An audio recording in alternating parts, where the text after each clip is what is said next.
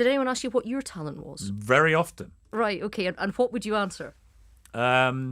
Journalism and have an affair or something. I gathered at my flat with three or four of my best friends, and we ordered a load of wine and Chinese, like a pack of wild animals. And we were all finding it quite funny, actually. Right. So my job as an editor was to impregnate a woman. And you don't see any conflict? I mean, please. I'm not claiming to be Mother Teresa. You're famous that you have been friends with Boris Johnson for 25 years. He's led a fairly lively life. He said he would never sack anybody, for example, for sexual misconduct. And I'm sure that's true. And it turns out you're tortured and murdered over a 3-day period. The other big controversy during your time as editor, which came out later, was phone hacking. People can think what they like, frankly, about me and phone hacking.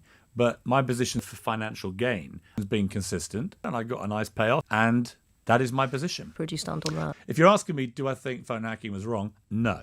Was that anything to do with it? Absolutely. I make no apology.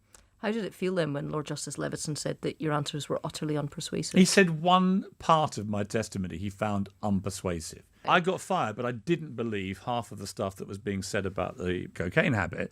I have admitted it on air, but I was wrong to admit it. It happens occasionally, but it was great at the time. And often the public wouldn't know that or not even want to know that. Is it true that your grandma told you to leave Princess Diana alone? Yeah, and it showed, I think, that we were beginning to realise that the hunt was getting quite dangerous. Your Twitter feed has 6.9 million followers. It doesn't matter what it is, people will watch or they'll listen and they'll be interested. You don't have that. I'm right unless somebody proves otherwise. Are you a good man? No. You pick your words really carefully as Not an really. ex-journalist. That's pretty unequivocal. Well, either accept my word or never accept it. It doesn't really bother me either way, but the facts are the facts. I gathered at my flat with three or four of my best friends, and we ordered a load of wine and Chinese, like a pack of wild animals. And we were all finding it quite funny, actually. Right. So my job as an editor was to impregnate a woman. and you don't see any conflict? I mean, please. I'm not claiming to be Mother Teresa.